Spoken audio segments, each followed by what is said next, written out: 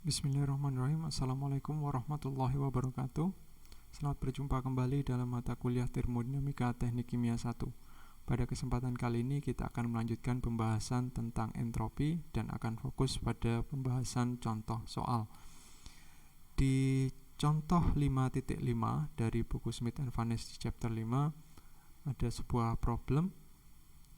Di sini seorang inventor mengklaim telah menemukan suatu proses yang membutuhkan saturated steam pada 100 derajat Celcius, kemudian dengan suatu urutan proses yang complicated, maka proses tersebut bisa menyediakan sejumlah panas pada suhu 200 derajat Celcius. Jadi mengambil panas pada suhu 100 derajat Celcius dan menyediakan panas pada suhu 200 derajat Celcius. Kemudian inventor tersebut juga mengklaim bahwa setiap kilogram steam yang digunakan maka akan dihasilkan 2000 kilojoule energi sebagai panas yang dilepaskan pada suhu 200 derajat Celcius. Nah, kemudian kita diminta untuk menilai apakah klaim yang disampaikan oleh inventor tersebut itu mungkin atau tidak. Di sini diasumsikan cooling water atau air pendingin tersedia dalam jumlah yang tidak terbatas pada suhu 0 derajat Celcius. Untuk membahas contoh soal ini, maka deskripsi dari inventor tersebut kita tuliskan dalam skema sebagai berikut. Nah, di sini jadi ini adalah aparatus atau perlengkapan yang ditemukan oleh inventor tadi. Kemudian equipment atau aparatus tadi membutuhkan saturated steam dari 100 derajat Celcius, kemudian mensuplai panas pada suatu reservoir 200 derajat Celcius sebesar 2000 kJ untuk setiap 1 kg steam. Kemudian setelah itu juga ada panas yang dilepaskan ke lingkungan atau pada reservoir suhu rendah yaitu 0 derajat Celcius. Karena berkontak cukup lama dengan cold reservoir, maka steam yang keluar dari aparatus berada dalam keseimbangan yang sama dengan pendinginnya, yaitu pada suhu 0 derajat Celcius dan kondisinya sudah berupa liquid water. Kemudian dari deskripsi di sini kita mengetahui bahwa yang masuk ke dalam aparatus tadi itu adalah berupa saturated steam suhu 100 derajat Celcius dan yang keluar pada liquid water pada 0 derajat Celcius. Untuk mengevaluasi ini kita membutuhkan properties atau sifat-sifat dari masing-masing fluida yang masuk maupun yang keluar di sini. Dan untuk mengevaluasinya kita harus melihat pada steam table ya. Di sini sudah disajikan nilai-nilainya. Cuma pertanyaannya adalah bagaimana mendapatkan nilai-nilai ini pada steam table. Hal ini sangat penting bagi mahasiswa karena banyak sekali problem ataupun juga soal-soal di termodinamika teknik kimia 1 yang membutuhkan penyelesaian dengan bantuan steam table. Sehingga keterampilan untuk menggunakan steam table mutlak sangat diperlukan di chapter ini. Kemudian bagaimana kita menemukan sifat-sifat dari steam? Sifat-sifat dari steam tersebut bisa kita jumpai di appendix E dalam buku Smith Vanes. Kemudian di steam table di sini jangan lupa ada 2 buah tabel, jangan sampai keliru ya. Tabel E1 itu adalah properties untuk saturated steam atau steam jenuh. Kemudian untuk tabel E2 ini adalah properties dari superheated steam atau steam lewat jenuh ya. Steam lewat jenuh. Untuk persoalan yang kita hadapi saat ini adalah kondisinya adalah saturated steam. Sehingga nantinya kita akan membaca properties steam dari tabel E1. Nah, ini sudah saya kopikan di sini tabel E1 properties dari saturated steam. Di sini kita lihat pada baris yang paling atas ini ada suhu, kemudian juga di sini kolom paling kiri ini adalah kolom untuk suhu dalam derajat Celcius, kemudian kolom yang kedua suhu dalam Kelvin, kemudian di sebelah kanannya ini adalah suhu jenuh, kemudian 3 kolom berikutnya ini adalah sifat specific volume atau V. Yang paling kiri ini adalah untuk yang saturated liquid, kemudian yang kanan ini adalah saturated untuk saturated vapornya, kemudian yang di tengah ini adalah perbedaannya ya. Jadi nilai yang di tengah ini mesti selalu selisih antara yang kanan dan yang kiri. Kemudian 3 kolom berikutnya di sampingnya adalah kolom untuk internal energi.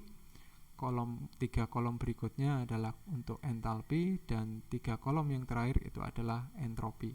Sama ya, tiap 3 kolom tadi itu yang paling kiri adalah untuk saturated liquid, kemudian yang paling kanan adalah saturated vapor, kemudian yang tengah adalah selisihnya. Oke, nah sekarang kita lihat dulu untuk yang paling kiri ya. Di sini adalah kondisinya saturated steam pada 100 derajat Celcius. Sehingga kita lihat di sini pada kita urutkan suhu 100 derajat Celcius, kemudian kita tarik ke kanan. Kemudian sekarang kita lihat apa properties yang ingin kita cari. Yang ingin kita cari adalah entalpi dan entropi. Nah, maka yang kita pilih di sini adalah saturated vapor. Untuk saturated vapor, ingat bukan saturated liquid ya, saturated vapor. Kita tarik ke bawah.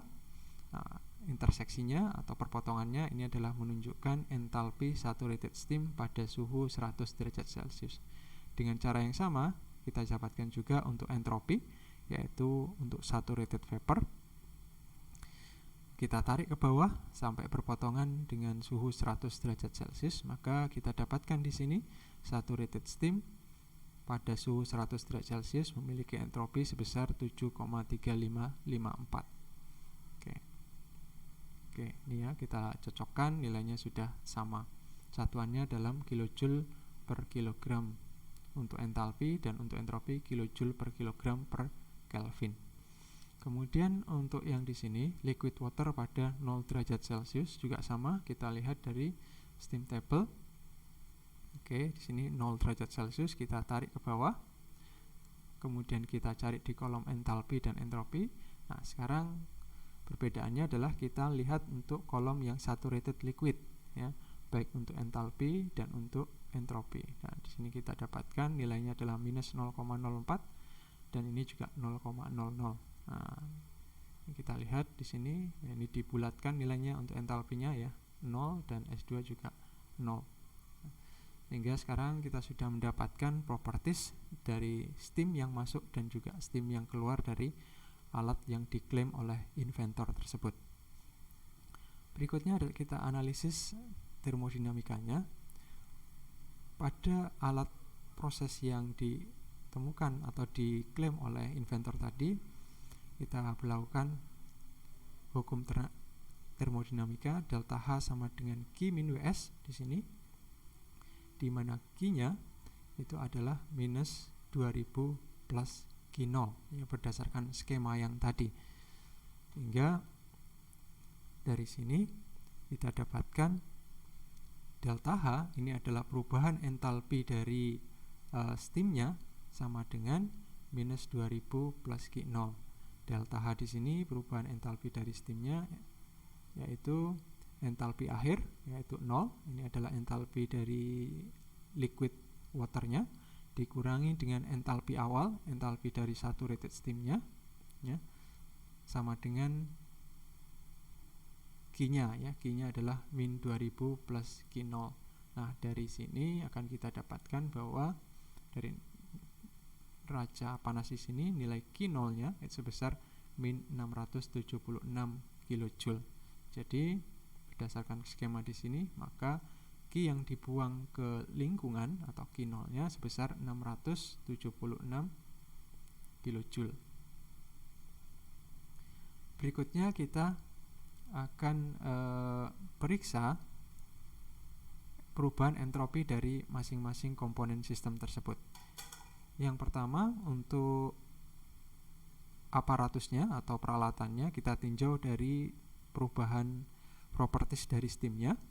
yaitu delta S untuk aparatus, yaitu entropi akhir dikurangi dengan entropi awal. Entropi akhir adalah entropi pada liquid water, yaitu 0,0, dikurangi dengan entropi awal, yaitu entropi pada steam, yaitu min 7,3554. Ya, sehingga kita dapatkan di sini delta S untuk aparatusnya adalah minus 7,3554 kJ per kilogram Kelvin. Ini satuannya perlu diperbaiki. Kemudian untuk reservoir panasnya pada suhu 200 derajat Celcius, di sini perubahan entropinya adalah sebesar QH per TH. Nilai QH untuk hot reservoirnya bernilai positif karena dia menerima panas dari aparatus, ya.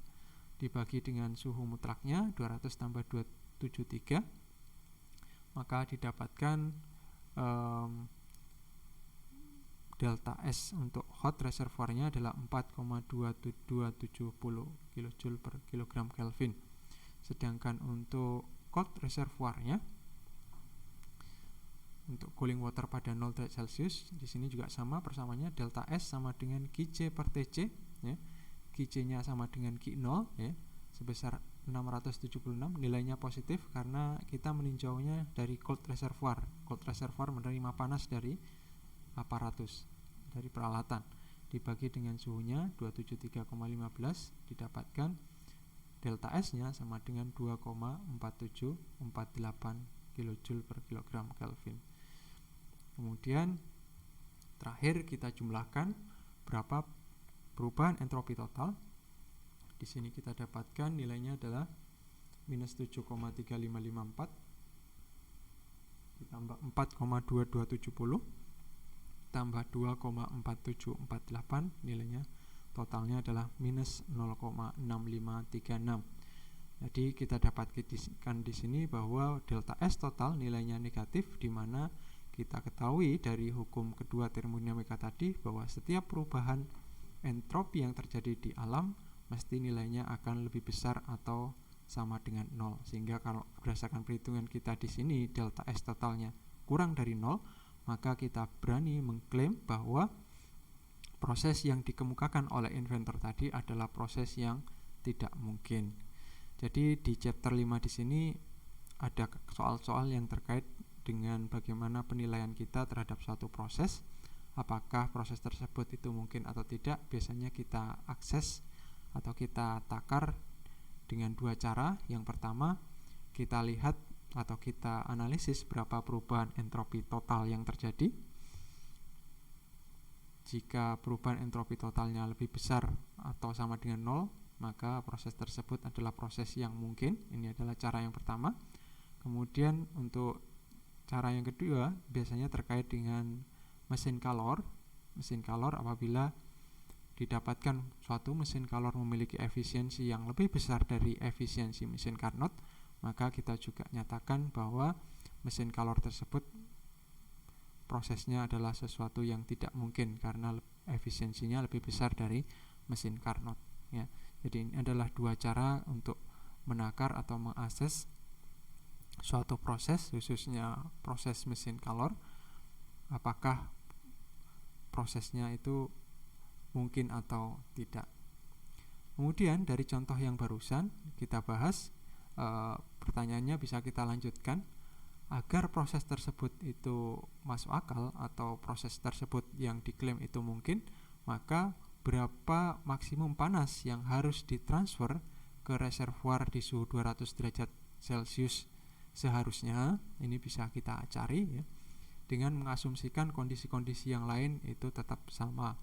Nah, agar proses tersebut menjadi mungkin, berapa nilai Q yang harus ditransfer ke suhu 200 derajat Celcius. Nah, ini bisa kalian jadikan latihan, ya, untuk menghitung berapa panas yang harus maksimum, ya, panas maksimum yang harus ditransfer ke reservoir panas sebesar di suhu 200 derajat Celcius. Nah, ini adalah contoh soal terkait dengan aplikasi hukum kedua termodinamika untuk menilai apakah suatu proses masuk akal atau tidak. Mudah-mudahan bermanfaat. Kita cukupkan sekian. Wassalamualaikum warahmatullahi wabarakatuh.